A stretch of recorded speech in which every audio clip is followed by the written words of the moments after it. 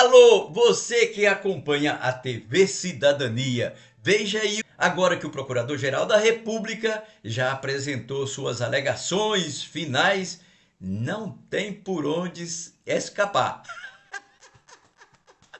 É cadeia! Cadeia neles! Esses militares vão ter que pagar por esta sacanagem que eles fizeram com o Brasil, lá na Papuda. Você sabe quem são esses réus?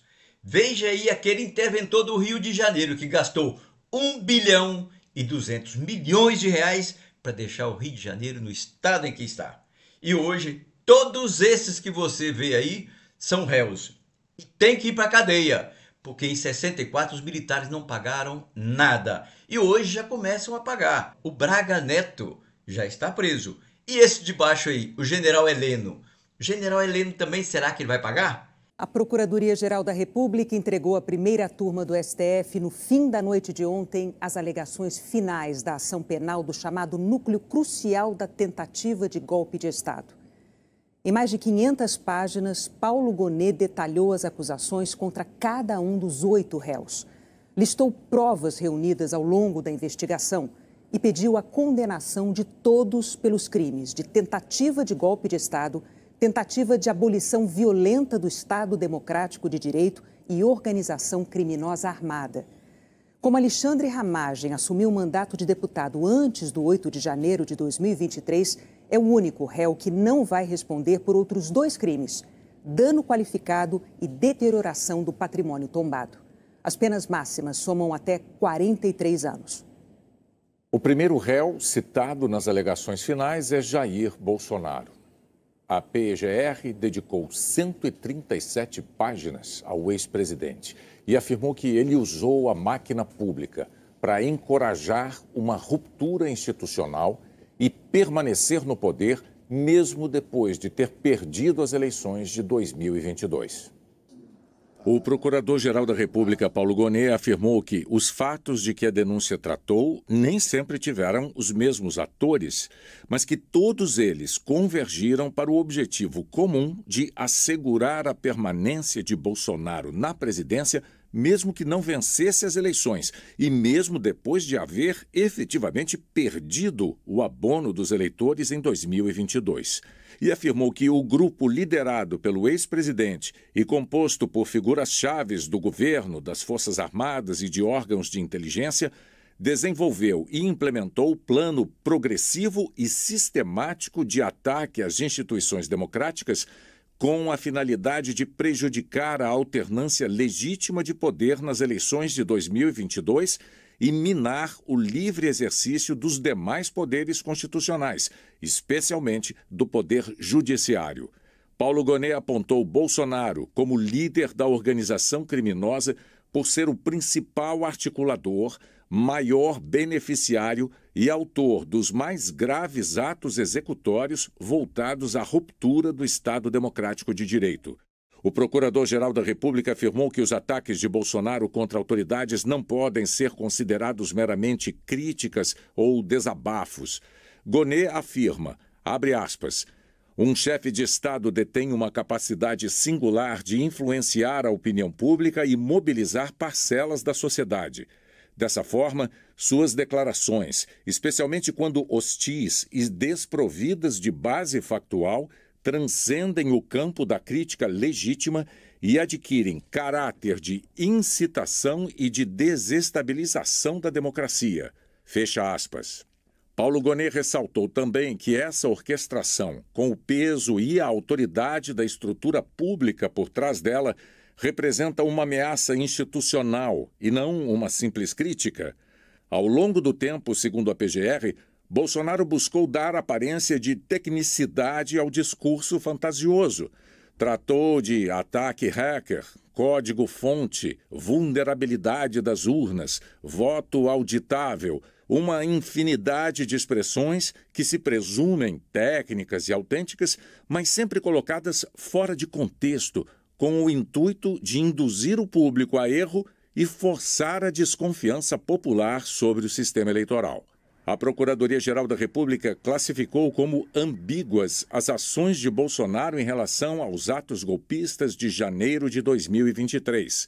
O documento afirma: o comportamento de Jair Bolsonaro nas redes sociais no dia 8 de janeiro de 2023 não altera a realidade de que foi o principal responsável pela contínua radicalização e pela criação do ambiente que possibilitou a explosão de violência naquele dia. Suas posturas ambíguas e sua ausência de ação concreta para conter os ânimos inflamados por ele próprio são indícios claros de sua contribuição para a escalada de violência. Segundo a PGR, as evidências são claras de que o réu agiu de forma sistemática ao longo do mandato e após a derrota nas urnas para incitar a insurreição e a desestabilização do Estado Democrático de Direito. E as ações de Jair Messias Bolsonaro não se limitaram a uma postura passiva de resistência à derrota, mas configuraram uma articulação consciente para gerar um ambiente propício à violência e ao golpe. A PGR também destacou o papel central na trama golpista do ex-candidato a vice-presidente na chapa de Jair Bolsonaro. Walter Braga Neto tinha sido titular dos Ministérios da Defesa e da Casa Civil. No documento, a PGR afirmou que, valendo-se do seu elevado poder de influência no núcleo decisório mais importante da presidência da República, Braga Neto atuou de forma incisiva para garantir o êxito da empreitada golpista, coordenando as ações mais violentas da organização criminosa e capitaneando iniciativas para pressionar o alto comando do Exército, que desde 2021 já se verificava o apoio do acusado à ofensiva do ex-presidente contra o sistema eletrônico de votação. Paulo Gonet afirmou que o general agiu em conjunto com o núcleo mais violento da trama golpista, encarregado de monitorar e neutralizar adversários políticos com a finalidade de criar um cenário de comoção social e instabilidade política que justificaria a decretação do golpe de Estado. Segundo Gonet, as provas reunidas nos autos revelaram que Braga Neto participou ativamente do planejamento operacional dessas ações, executadas clandestinamente por militares das Forças Especiais ligados ao alto escalão do governo de Jair Bolsonaro. O Procurador-Geral da República também sustentou que, sob o comando de Braga Neto, a organização criminosa empenhou-se deliberadamente em instaurar o caos social por meio de diversas estratégias: fabricação de denúncias infundadas de fraude eleitoral, disseminação de notícias falsas contra o Poder Judiciário, campanhas difamatórias direcionadas a adversários políticos, financiamento de manifestações antidemocráticas, entre outras. As alegações finais seguem citando cada um dos réus acusados de participar da trama golpista. São militares e ocuparam posições estratégicas no governo de Jair Bolsonaro.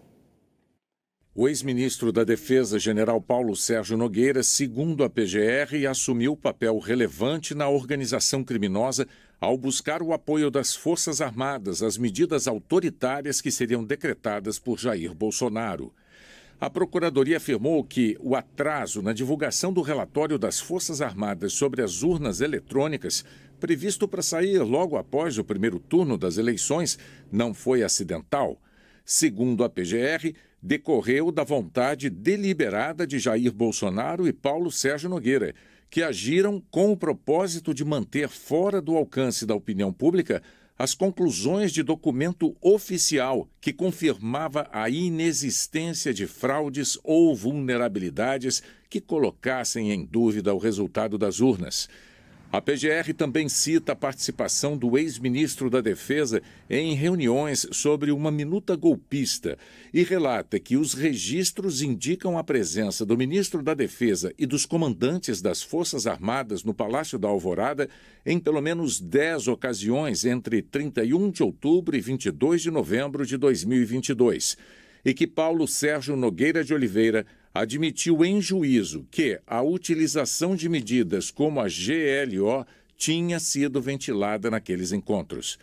A PGR concluiu ainda que as provas produzidas corroboram que Paulo Sérgio Nogueira, por meio de ações e omissões, em grave descumprimento de seus deveres funcionais, aderiu subjetivamente às ações delitivas cometidas pela organização criminosa denunciada, em circunstâncias nas quais poderia e deveria ter agido para prevenir os resultados, absteve-se de cumprir os deveres de proteção e vigilância a que estava obrigado pela Constituição.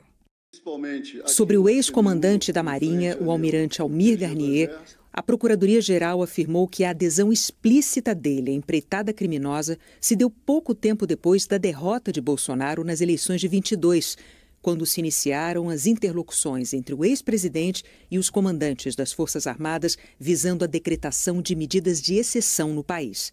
Paulo Gonet lembrou que Garnier e todo o alto escalão do governo tinham pleno conhecimento de que as eleições haviam transcorrido com absoluta lisura, que no Palácio da Alvorada, em 1º de novembro, os comandantes das Forças Armadas e o Ministério da Defesa comunicaram ao ex-presidente da República que não havia indícios de fraude que comprometessem a legitimidade do pleito. Mas que no dia 7 de dezembro, medidas extremamente gravosas foram apresentadas a Garnier, sem que ele tenha sinalizado qualquer preocupação ao contrário dos demais. Estavam presentes Jair Bolsonaro, o então ministro da Defesa, Paulo Sérgio Nogueira, e o então comandante do Exército, Freire Gomes, além do próprio Garnier. Segundo a PGR, Bolsonaro discutiu uma minuta golpista. Além disso, segundo a PGR, o fato de Garnier ter colocado tropas à disposição do ex-presidente na tentativa golpista não apenas evidencia a omissão, mas reforça o dolo já manifestado pela conduta do almirante, que tinha o dever de agir para impedir o golpe de Estado. Paulo Gonet afirmou que a disponibilidade de tropas navais para participar da execução do plano idealizado por Jair Bolsonaro e seus aliados representa por si só uma afronta direta aos pilares do Estado Democrático de Direito, e que Almir Garnier não apenas legitimou aos olhos da organização a empreitada criminosa, como também potencializou seus efeitos destrutivos.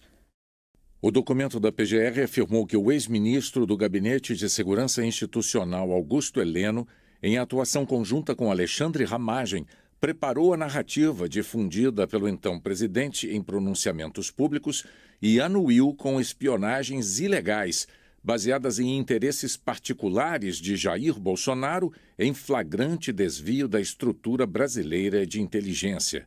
As alegações finais afirmam que, após a derrota de Bolsonaro nas urnas, Augusto Heleno seguiu relevante para a consumação do golpe de Estado.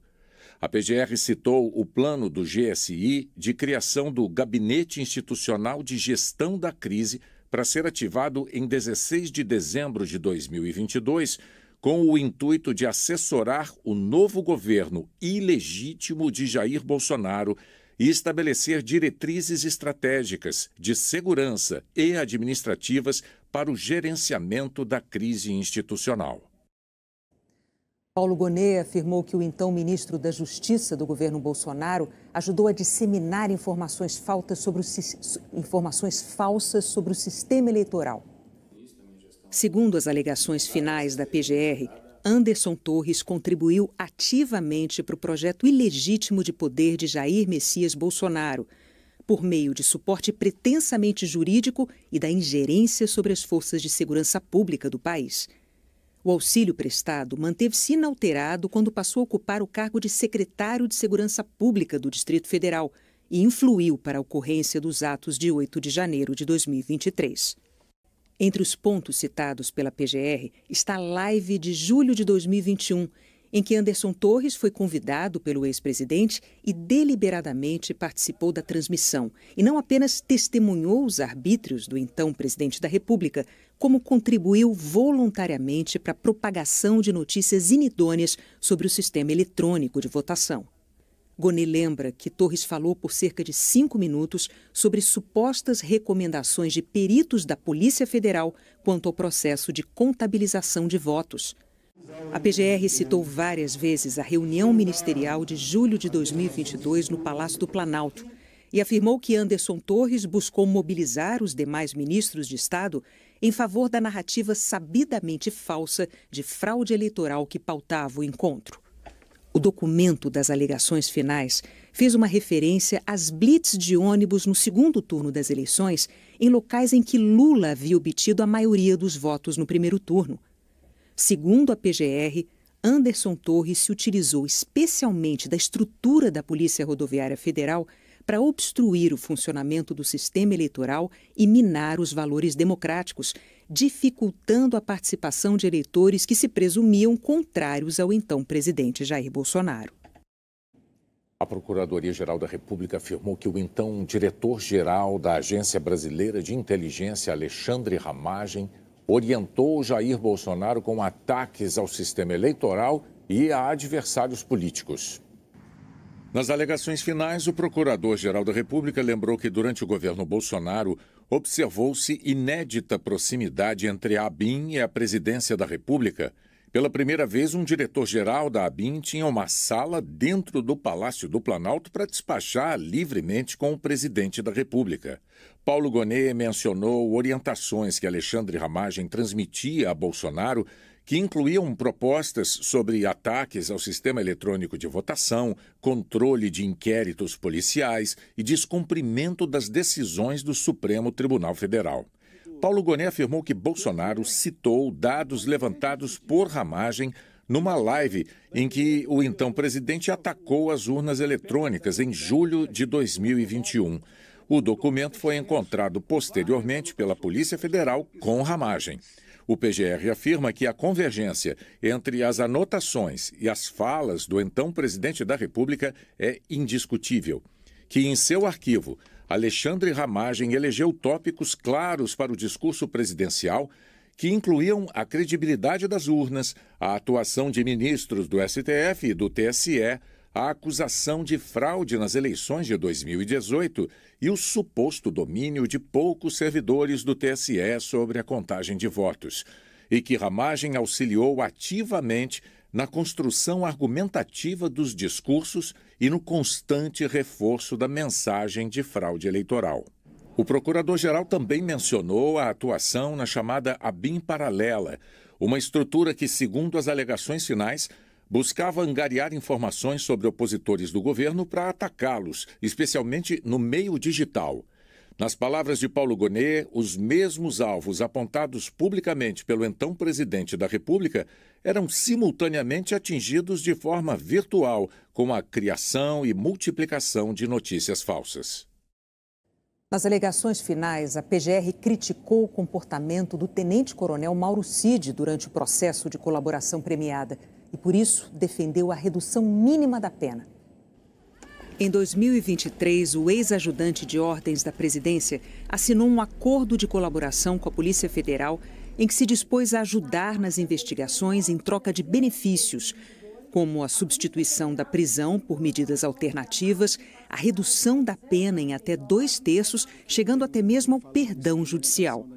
Mas ao longo do processo, a PF viu contradições e lacunas entre informações dadas pelo delator e dados obtidos pelos policiais, o que levou a novos depoimentos de Cid ao STF. Os agentes também investigam a possibilidade de que Cid tenha utilizado um perfil em rede social para manter contato com advogados de outros réus, o que era proibido. Cid nega que tenha feito isso. Nas alegações finais, a PGR destacou que a delação foi útil ao esclarecimento global dos fatos. Ainda que a Polícia Federal tenha descoberto espontaneamente a maior parte dos fatos narrados na denúncia, a colaboração contribuiu para trazer maior densidade aos eventos, ao reconstruir a dinâmica interna da organização criminosa e acrescentar pormenores aos fatos descobertos. Ainda segundo a PGR, mesmo que se comprove ao fim que Cid descumpriu os termos do acordo e se comunicou com os demais investigados, isso não invalida as provas obtidas e não implicaria por si só o esvaziamento da voluntariedade ou da legalidade do acordo de colaboração premiada. Mas Paulo Gonet considera que as omissões e contradições não poderiam beneficiar Cid com perdão ou com a redução em 2/3 da pena final, como propôs inicialmente a PF.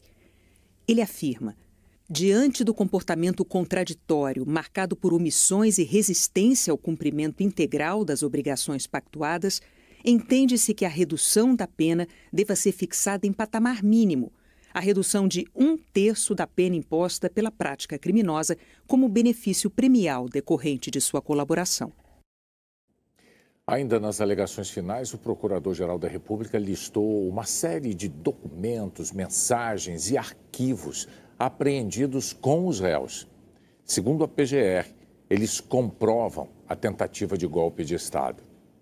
Paulo Gonet afirmou que a organização criminosa documentou a quase totalidade das ações narradas na denúncia por meio de gravações, manuscritos, arquivos digitais, planilhas e trocas de mensagens eletrônicas, tornando ainda mais perceptível a materialidade delitiva.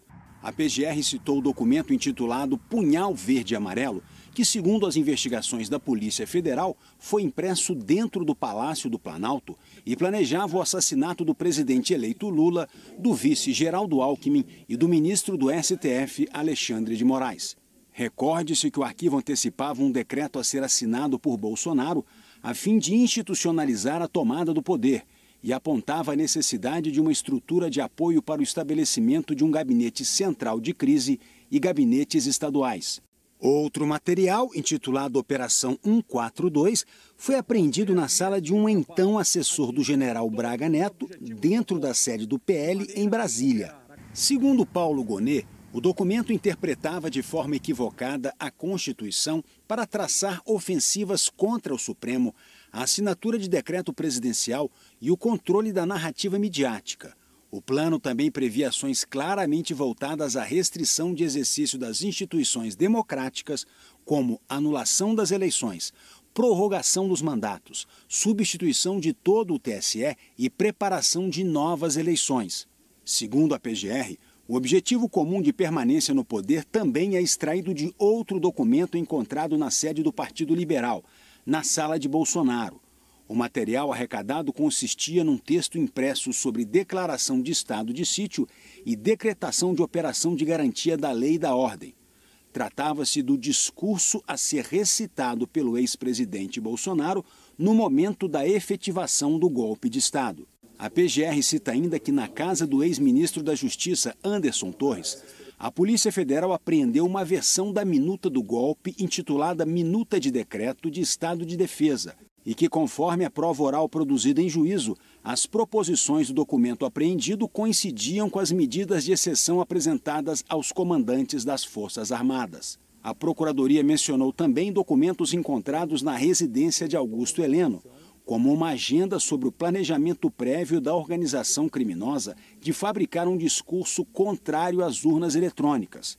A PGR enumerou outras provas reunidas ao longo da investigação para pedir a condenação dos 8 réus. O uso da BIM para vigiar opositores, live de Bolsonaro com ataque às urnas, discursos de 7 de setembro de 2021 com ameaças ao judiciário, reunião de Bolsonaro com embaixadores atacando o sistema eleitoral, discursos de 7 de setembro de 2022 com novas ameaças à democracia, bloqueio da Polícia Rodoviária Federal nas estradas direcionada aos eleitores de Lula no segundo turno das eleições, acampamento de manifestantes em frente ao QG do Exército em Brasília, com faixas pedindo intervenção militar e prisão de ministros do STF, e a destruição das sedes dos 3 poderes do dia 8 de janeiro. Nas alegações finais, a Procuradoria-Geral da República também ressalta a importância dos depoimentos de 2 militares que comandavam as Forças Armadas no último ano do governo Jair Bolsonaro. Os ex-comandantes do Exército, General Freire Gomes, e da Aeronáutica, Brigadeiro Batista Júnior.